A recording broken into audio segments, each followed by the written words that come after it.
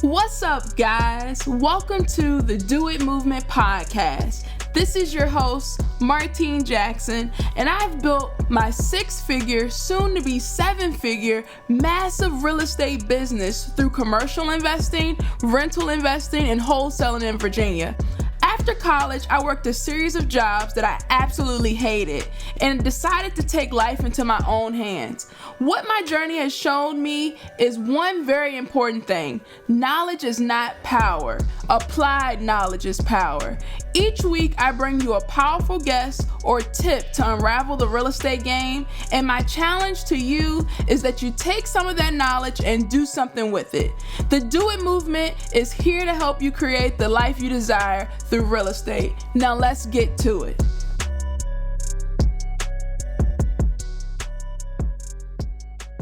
What's up today, Do It Movement listeners? This is your host, Martine Jackson. Today, I am joined with the one, the only, Andrea Stakes. How are you doing today? I am doing so good, Martine. Thank you so much for having me. I'm really excited to have you on. I know you have a lot to share with us today. Because, I've worked with you personally, so this is going to be like a podcast, but also a testimonial of how it can be if people want to work with you and what do you do and things like that. But before, I get into the nitty-gritty, let's just introduce you. So for the people that may not know who you are, which I think it will be few, because you are involved in all the big wholesaling groups. Right? If someone's listening to this and if you're wholesaling and you're following, the big names in wholesaling, then you probably already know Andrea because she's very active. They're just all my friends. Yeah, they're just all her friends. She's very active in that community. So, but for other people that, maybe they're Facebookless or they may not know who you are, just share who you are, your background, what made you decide to get into real estate and stuff like that.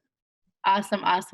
So I'm Andrea Stakes. I am from Virginia. I'm 22, Filipino-American, and like about 8 months ago, I found out about real estate through Tinder, I guess we could go there. Did you know? Yes. Swipe right for generational wealth or whatever. So, I was working in a dental office. I was like, knee deep in dental school. I had 2 other jobs and it was just like a hot mess situation. And somebody kind of came in and told me about real estate. And I was like, oh, that's a scam. That's one of those pyramid schemes. And, my first, ever meetup I went to kind of was, it was one of those like Fortune 500, I don't know, something like where they talk about, you spend like 10,000 with us and then you're going to make 10,000 times 3 and da-da-da. Yeah. So it was like my first meetup ever. And I was like, this is insane. And then I found some other groups, in the DMV area that were really not about that. And, they kind of brought me into real estate and showed me, the opportunities out here. So I decided to, leave dental school and start making my way through. And that's how I found everything from like virtual assistants to, different programs and softwares and people who have them. And it's just been a lot of fun. It's been a journey. So. Yeah. Oh, I didn't know about the swipe right for generational wealth. I think I kind of heard it, but I didn't know it was swipe right, Right. I was like, let me just throw that. I mean, if y'all really want to know.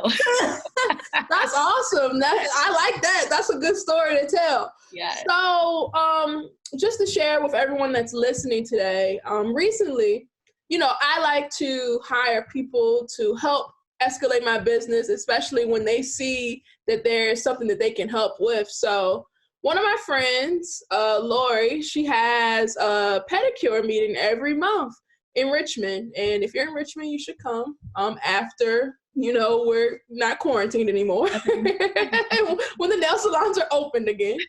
But she has a meeting every month, and we talk about real estate, and we try to get deals done, and we network, and we just, continue to build our network. So one particular meeting, I think this is the last one that Lori had, actually. At least it was the last one. Yeah, since the recording of this, the last one. But it will be coming back when the nail salon's open again. But we went to lunch and we were talking, and I was mentioning, I was showing them my level 10. And for those that don't know, if you've read Traction or any of the books by, I think, Gino Wickman, he talks about organizing your business and things like that. So I'm showing them, this is what a scorecard looks like.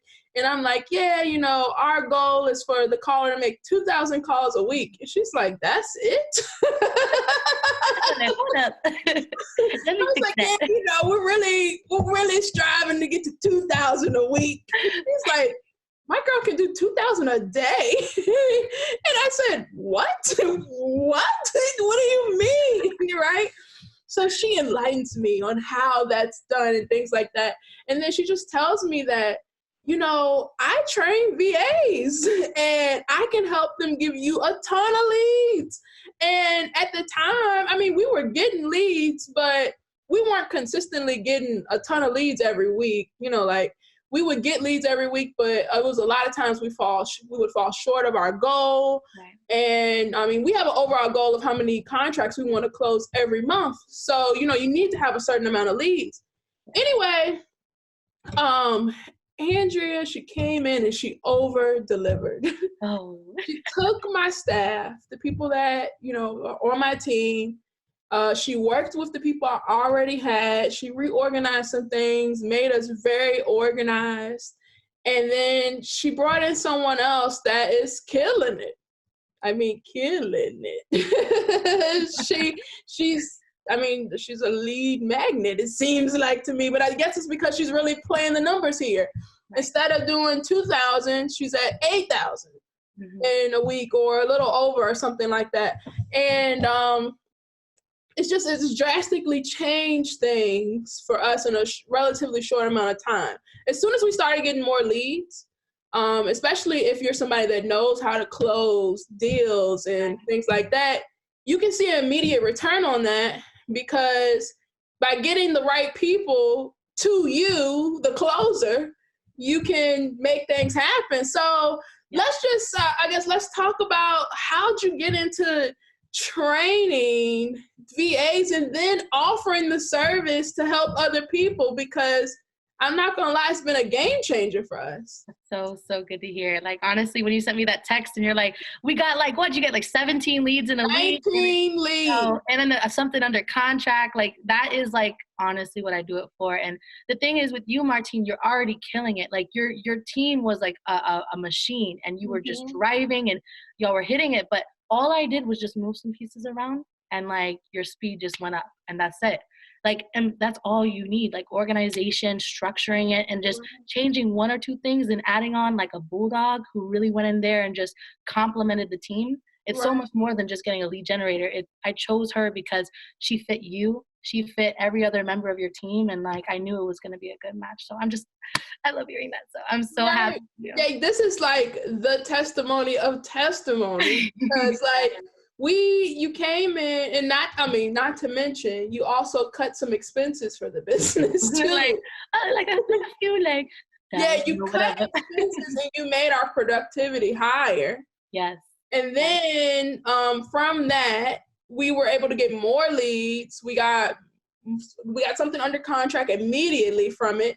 And then we had another verbal agreement for another contract to get. And that was just 1 week. No, it was a week. It's all it takes is 5 days to really find somebody and then tweak it and just bring it all together. But that's another big thing, cutting expenses. You don't have to spend, a lot. And that's kind of how I got into it, the whole virtual assistant thing, to go back to what you were saying. So my first month, I had this mindset because, I was in school for dentistry, and, you pay for your education. And, of course you have to work for it, get good grades.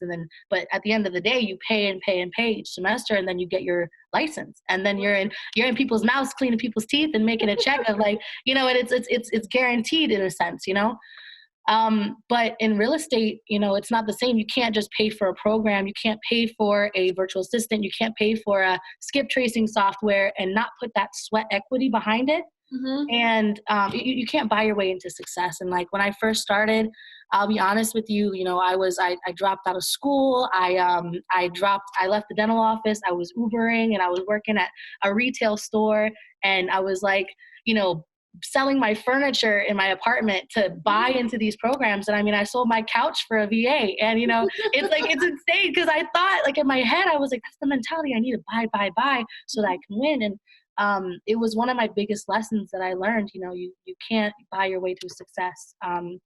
And so I got to this point, Martine, where I had a VA and I had every software. If you scroll down your Facebook page, I'm sure you see a bunch of stuff. I was subscribed to all of them. And I had like a VA behind it. And, I was like, well, I'm starting to run out of furniture, and I'm probably going to miss my rent. I was like, let me go ahead and let's go ahead and unsubscribe from this one. So I dropped Call Tools, and then I would like drop Deal Machine, or I would drop, all these little subscriptions. And then I got to the point where I was like, whoa, I can't unsubscribe from a virtual assistant. Mm-hmm. Like, it's hard to unsubscribe or pause a virtual assistant, because it's a human being, or right. they're women, and they're mothers, and they're just people. And I was like, whoa, that one's hard. You can't just go click a button. You actually have to have a conversation.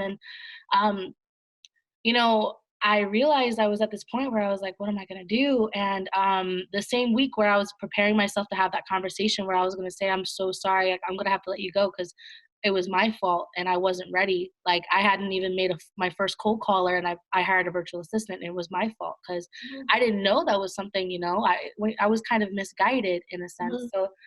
So the week that I was going to tell her, hey, I got to let you go, I had a friend, and he's one of my really great friends to this day. And he was like my very first like client, I guess. Not even, but he was like, so I got an auntie in Jamaica and she wants to make cold calls for me, but I don't really know what to do. And your VA is great. And, I was like, whoa, I was like, well, I can help you with that. And I was like, well, would you mind paying for my virtual assistant her salary? And she's going to work for you, but you'll just keep her, in the loop and keep her with a job.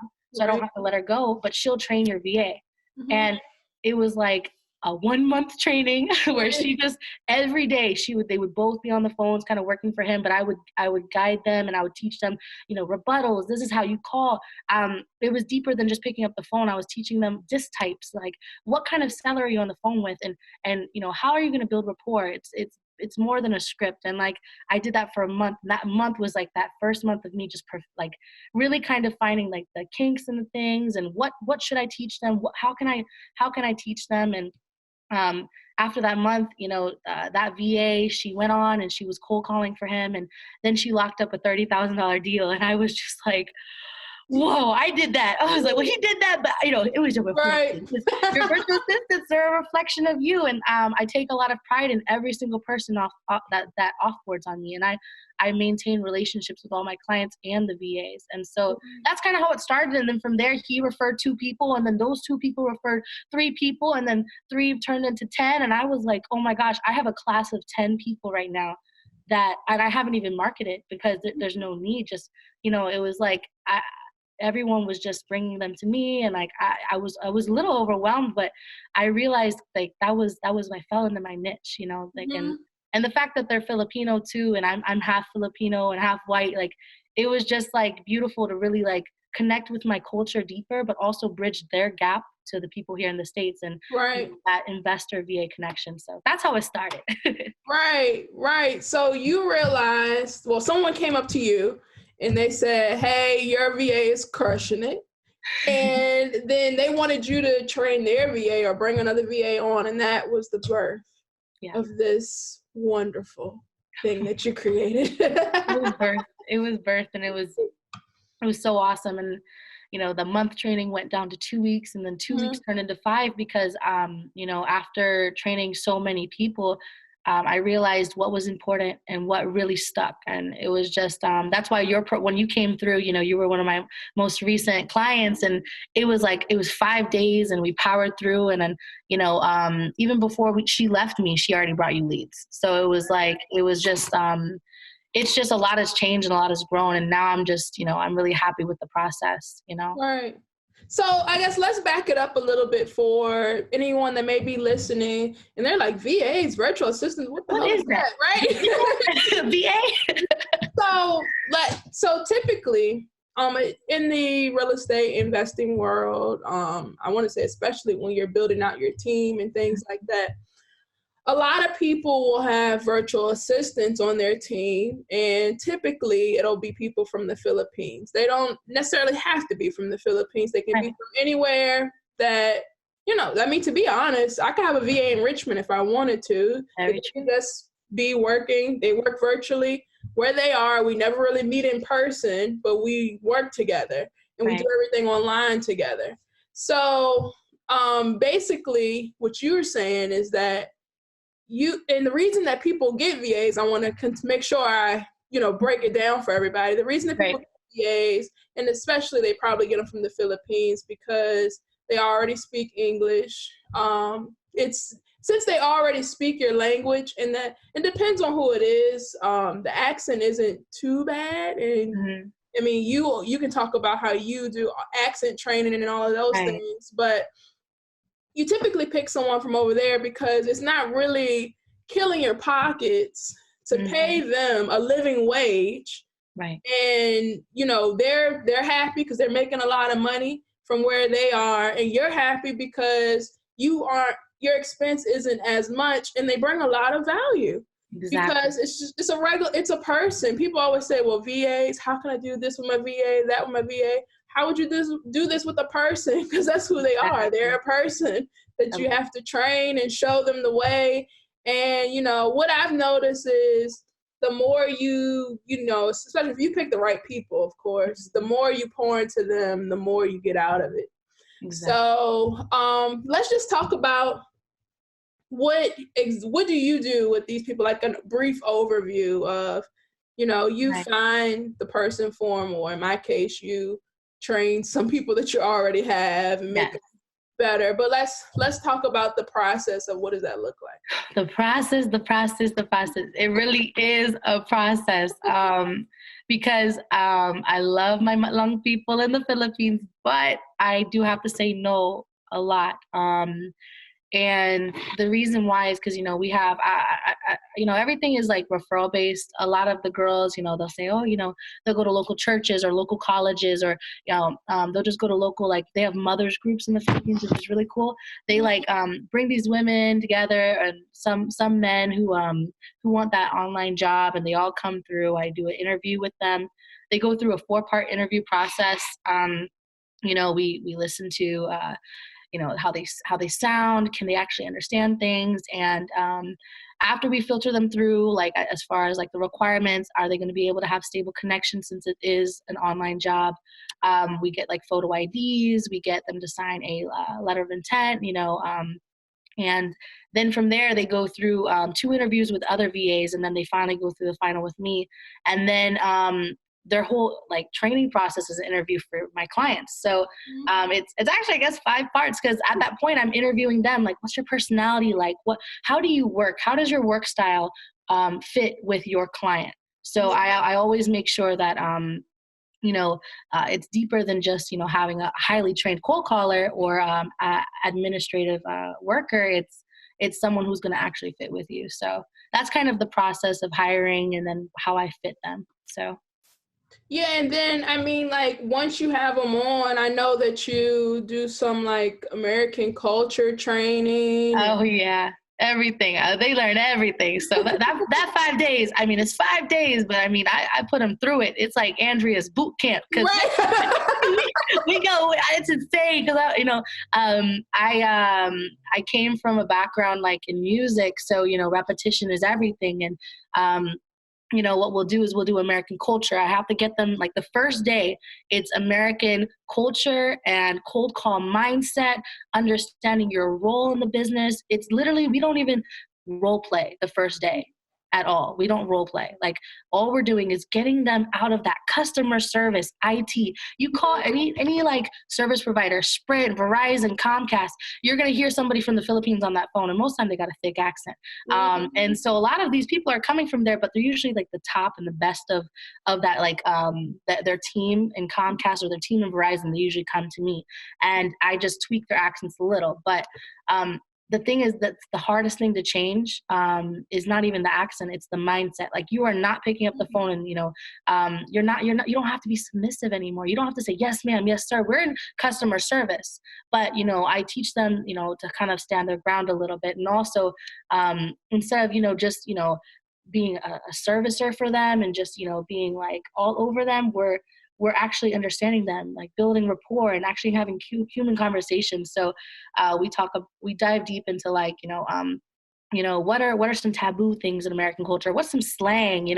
What's your American accent? Because in the Philippines, it's kind of cool. Like, if you're in Manila, right, which is the capital, and you have a certain slang, kind of like how if you're in New York, you sound, you have the New York accent. But if you're a little bit southern of Richmond, you're gonna have a little bit of a country accent, right? Little twang, voice, little 804 twang. Right.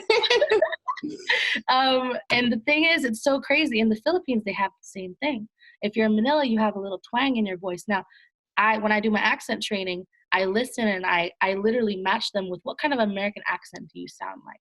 So Archie, your VA, she has more of that subtle, smooth, and a little bit of like that northern accent, kind of relaxed. And I told her, find an American actor. One of the assignments is find an American actor that you feel like you could imitate.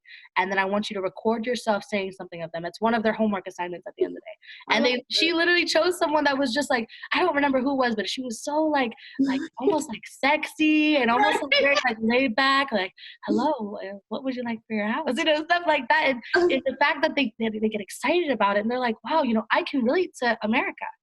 I can relate. I can just, twist this a little bit and sound more American. And of course I talk about like, mouth positions and shapes. And I did that because I used to sing opera and, I learned how to shape my mouth and I learned how to, articulate things. And when I'm with them, it's like a whole session, I'm snapping my fingers. I got like the metronome going. I'm like, okay, tell me about your property. And everyone say property. And we change the T to a D. And then, we just really shape them into that. But that's just the accent part. And then we just dive into everything real estate. And from there, we just go. So. Yeah, I will say that I agree with you about the person that you sent me because her voice sounds very soothing. It's like, I just want to tell you everything.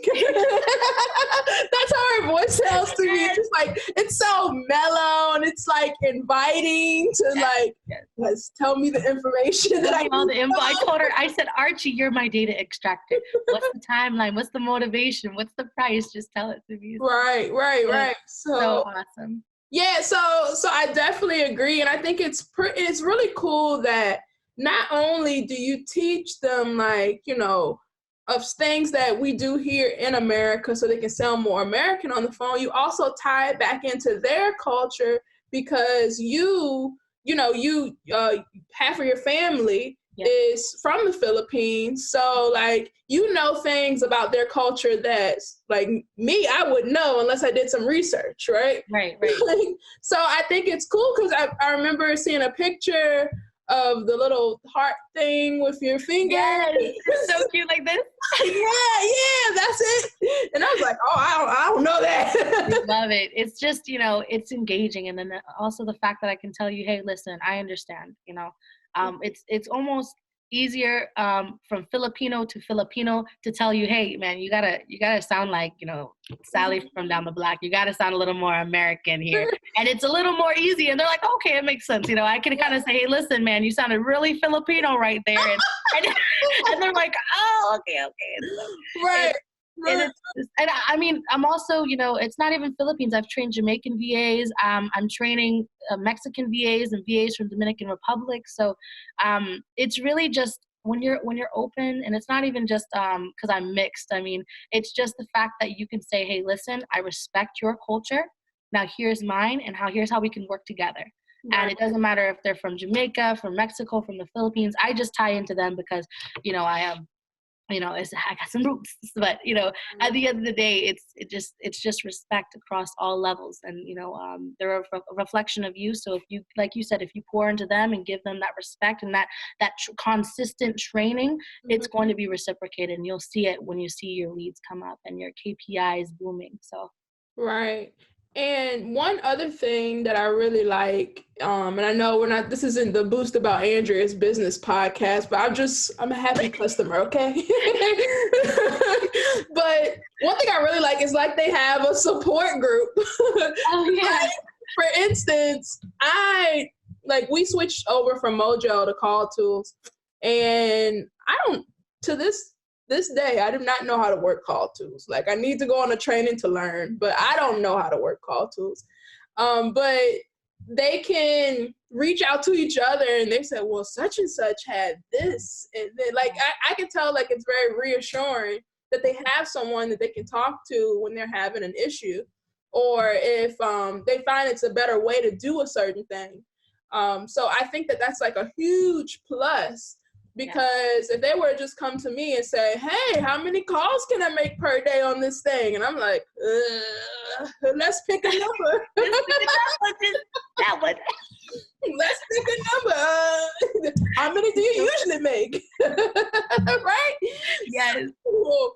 It's just, it's just really reassuring that they have that group. And then I don't know if ongoing training happens all the time, but yeah, it is bi-weekly. I'm really excited about that. She's like, we're having training tonight. I'm like, you're excited to work after work? You're excited to train? You're excited to do overtime? Right.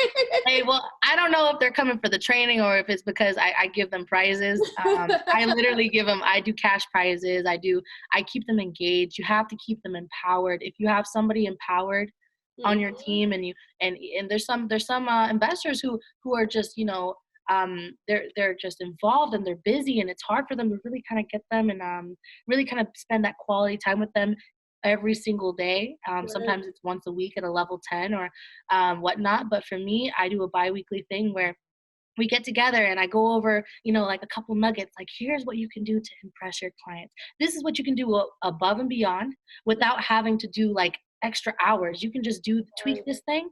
And, she's probably going to come back at your level 10 and say, here's my KPIs for the week. Cause that's what we talked about. Right. We talked about call KPIs. Hey, Martine, I think we got to hit this vacant list. We got 10 leads from this last week.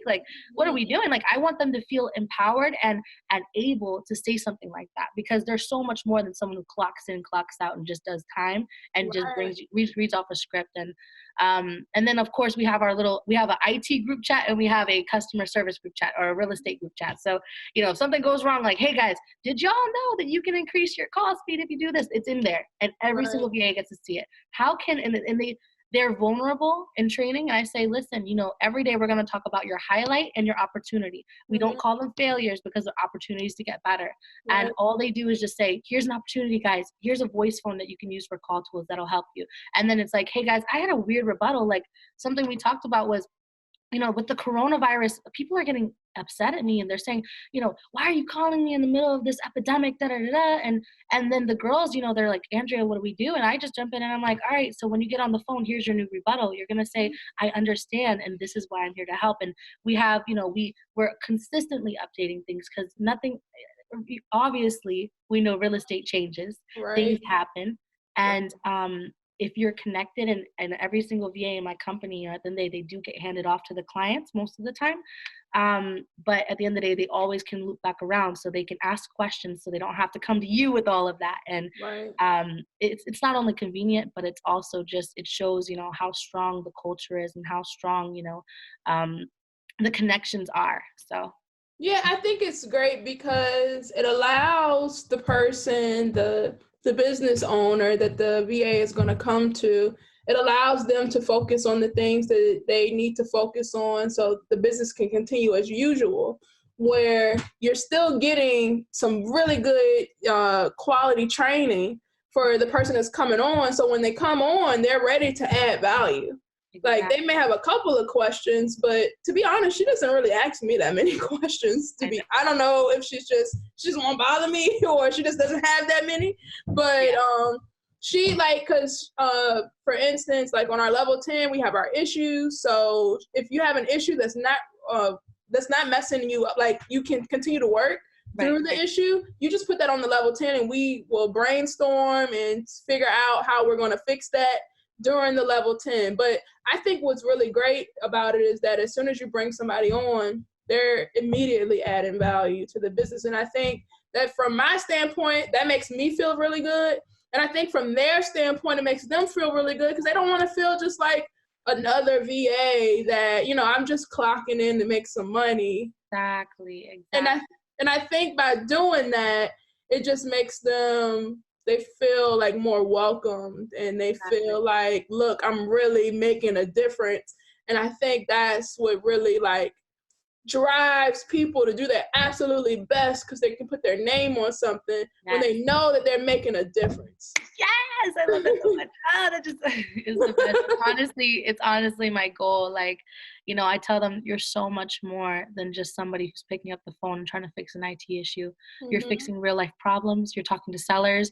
You're even if it's not in real estate, you know, you're getting on the phone. You have a purpose, and once you tell them that, and you really make them feel like somebody, like you'll see the difference. You saw how Archie came running in like full speed into your business, and she's just been running since. And I just I try to do that with every girl. And so it's just, that's one of my biggest things. That's what really matters to me, you know? Yeah, because I feel like on our scorecard, scorecard KPIs, whatever you want to call them, but on our scorecard, like her first week coming in, I think she hit every single goal. Like, she came in green, everything was green, no red. I was like, well, damn, you ain't killing it, are you? Yes. And she made bigger goals for herself. Like, you told me that she like added an extra 100 something to her goal. And I was like, so yeah, you could probably talk to maybe like 500 something people, right, in this week. And she said, no, I can make it 600. And I think it's when you had a tip or something on how you can talk to more people or something. Yeah. And she was like, oh, no, I got this tip on how I can get more people on the phone. And I said, yeah. That's the goal, man. I'm not here to just train somebody and throw them at you and say, here you go. Like, it's like, you know, it's consistent. You know, I'm going to check in on you, and I want to make sure that everything's good, because the girls are a reflection of me. And at the end of the day, I'm, you know, I have a lot of pride in what I do, and especially how the girls are doing. And, you know, the fact that she just was like, I'm going to go a little bit more, you know, that's literally all we talked about in our biweekly training. Like, how can you step up your game? How can you, you know, show up to be more than what you know, what they think you are? And it was so awesome. So. Right. And I just like the fact that we're a lot more organized and more productive because of it. Like right now, I don't know if you've noticed this, but from the people that are on my team that are in the Philippines, because everyone is at home, a lot of them, they've been having, like their internet's been messing up quite often, because so many people are on it, but they're still being just as productive with it messing up. And I'm like, oh, that's what I'm talking about. Exactly. Because, you know, it's just, you know, letting them know that you need to take that initiative to go, you know, if something's not working, and this is all ties back into you're more than just a cold caller. If something's not working and you can't get a hold of your, you know, your client, what are you going to do in this downtime to, you know, what is productive? What can you do? What are some, you know, IPAs or things that you can do on your downtime instead of just being stuck? You know, you have to get the mindset, you know, you're in charge. Like, you're in charge of yourself and how well you do and how well you produce. And you need to call the shots when something happens and you're like, oh, okay, I have a little bump in the road.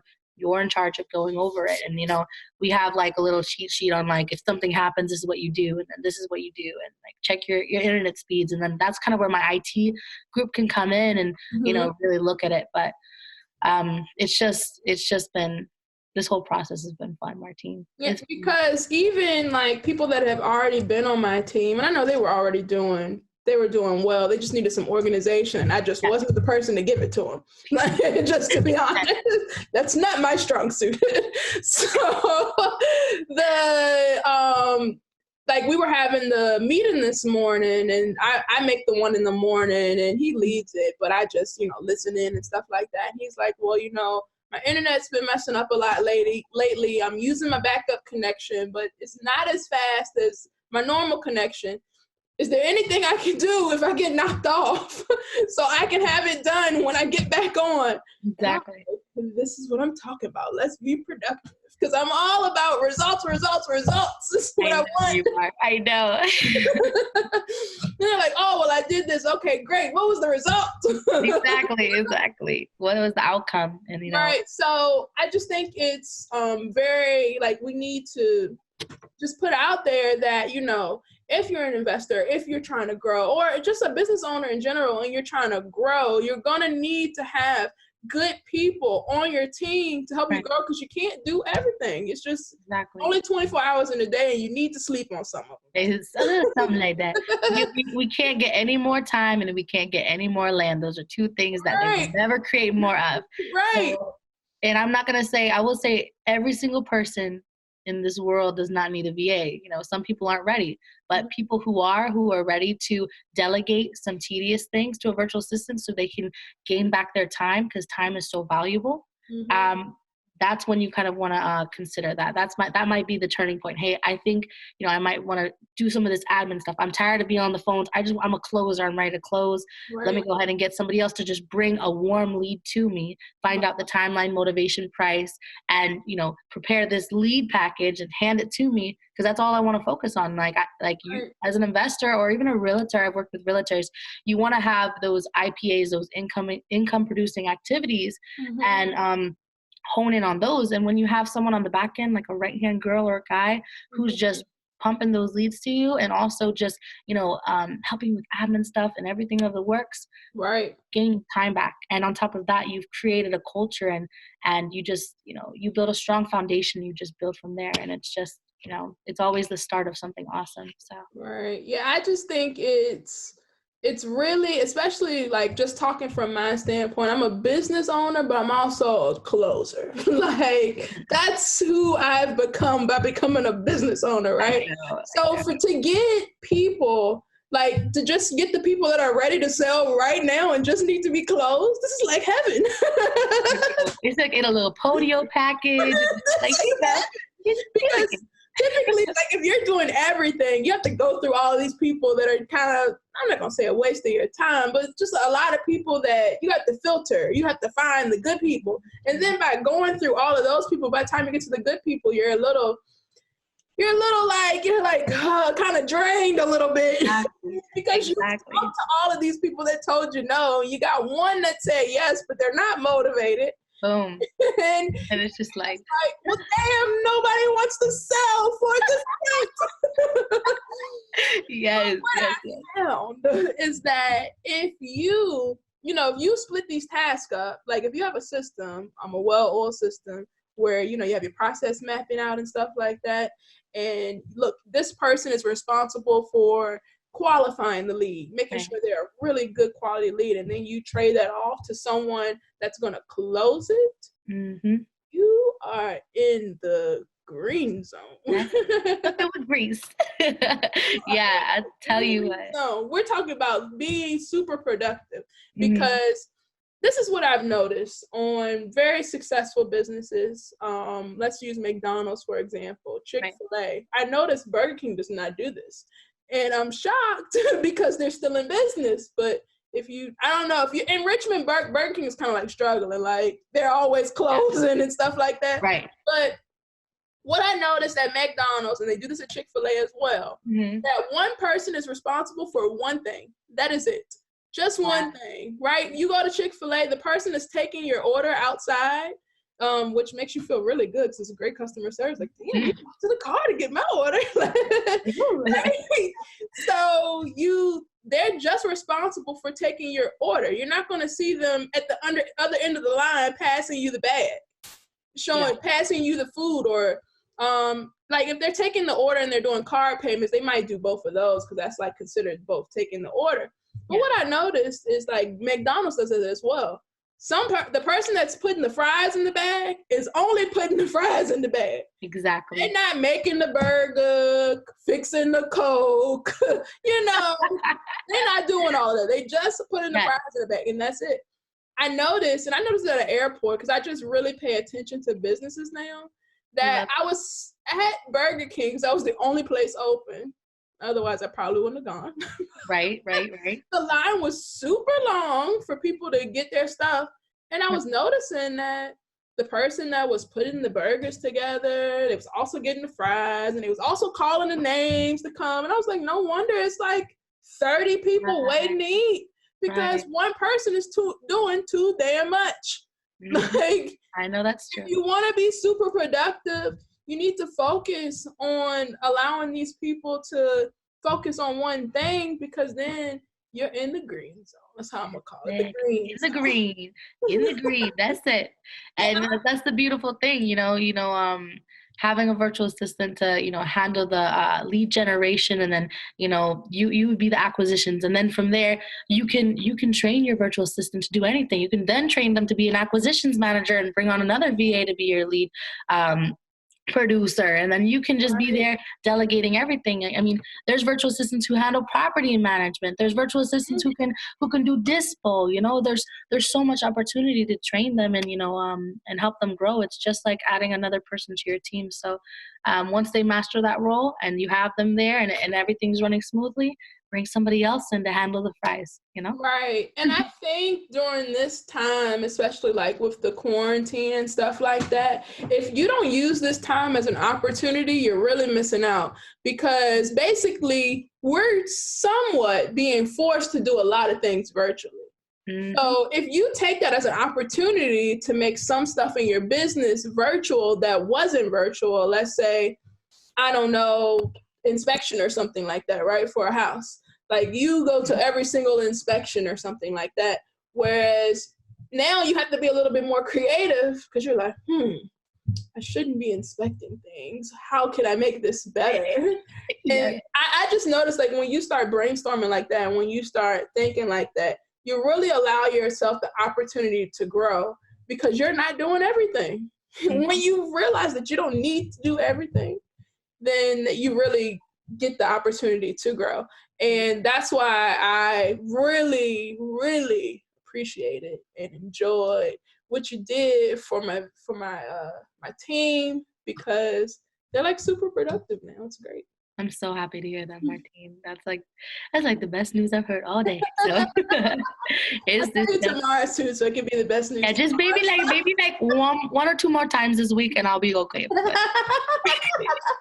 I love that. That's honestly the goal, and I'm just so proud of my girls, and seeing them just be able to have those kind of results and come back to me and be like, oh my gosh, my boss is so awesome. Andrea, thank you for pairing them with me. Like, thank you for pairing me with somebody who's just like me. And that's what I live for. Like, I don't, I those stories, and when they come back to like our biweekly training and they're like, oh my gosh, my client is so cool. My client is just like me. Did you know that they're OCD just like me? How did you know? And I was like, I just know. And it's just been awesome, Martine. So I appreciate you, I appreciate you just, giving me that opportunity to work with you too. Cause at the end of the day, it's something that's rewarding for me. So. Mm-hmm.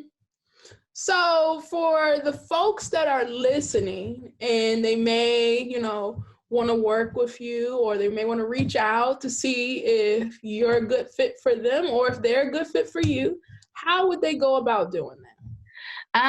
So you can just reach out to me directly, on Facebook Messenger, or, I have a Facebook page where the Integria Freelancers, or you could even email me, shoot me an email at integriafreelancers@gmail.com. But that's the company, the Integria Freelancers. So a freelancer is just like a bougie way to say virtual assistant.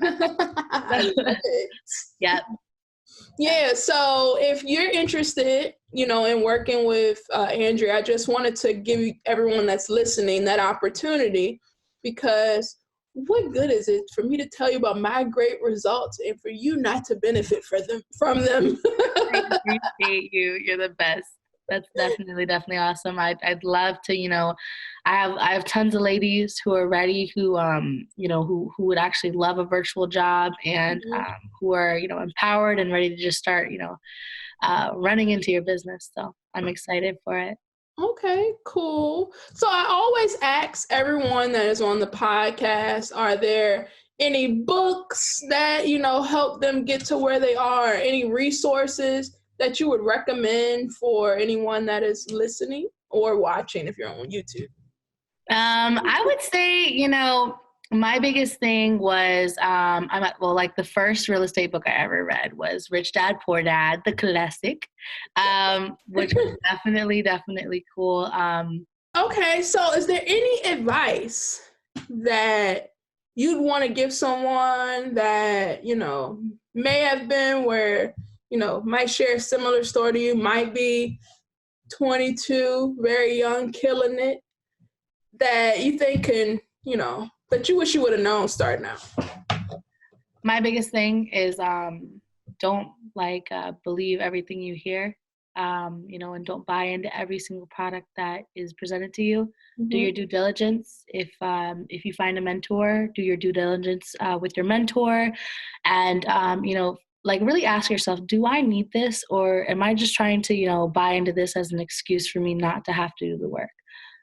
You have to do the work in this business. And it was, one of the things that I stayed away from. I was in that analysis paralysis period, and definitely analyze what you're doing, but also take action and really kind of take that step forward. And it's okay to fail. It really is, because without failure, you'll never learn.